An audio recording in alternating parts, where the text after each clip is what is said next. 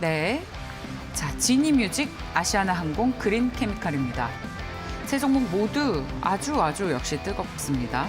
이 중에서 뭘 볼까요?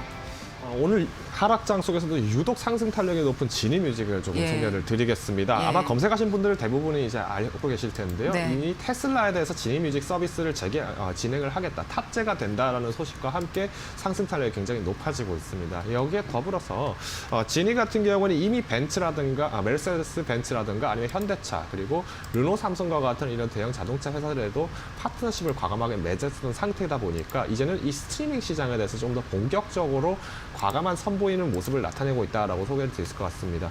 다만 조금 아쉬웠던 부분들은 굉장히 그간 실적이 좋았습니다. 지니뮤직 같은 경우에는 지난 2015년도부터 19년도까지 5개년도의 실적만 본다 하더라도 연간 성장률이 굉장히 꾸준하게 일어났던 종목이었는데 그에 반면에서 지니뮤직 같은 경우에는 주가만큼은 오히려 더 소외 시장이었다라고 좀 말씀을 드릴 수 있을 것 같습니다. 결국에는 어떤 이슈에 의해서 주가가 만들어지는 경향이 굉장히 크다 보니까 오히려 오를 장에서의 급등도 조금 더 신중하게 조정이 이루어지는 것이 아니겠느냐. 다만 테슬라라는 어떻게 보면 선두적인 플래그십 기업에 대한 투자가 이루어지고 있기 때문에 여전히 쉽게 반납을 또 하지 않고 어느 정도 방어를 하고 있는 모습이 나타나고 있습니다.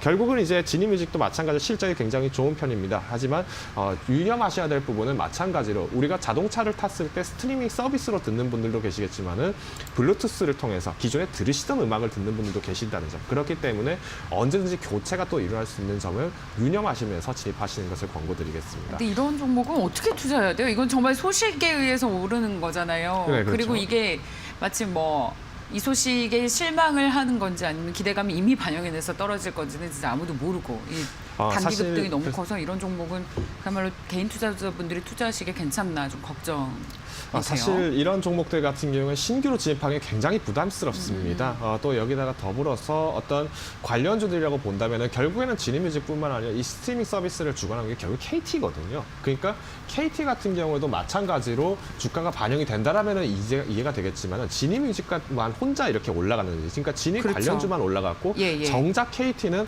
별반 큰 움직임이 없었다라는 아쉬움이 나타났기 때문에 조금 신중하게 접근하실 필요가 있지 않을까. 때문에 오늘 장에서 조금 무리하게 진입하셨던 분들 같은 경우에 좀 단기간에서 혹은 상반기 중에서는 조금 더 소외가 될 가능성이 있습니다만은 여전히 이슈에 대한 어떤 실적이 반영되기 시작하는, 즉 이제 테슬라 차량에 탑재가 되면서 본격적으로 시장에 선보였을 때는 또 한 번의 상승이 유의할 수 있기 때문에 목표가를 좀 더 낮게 잡으실 필요가 있습니다. 그래서 1차 목표 가격 제가 6,500원으로 제시를 드릴 테고요.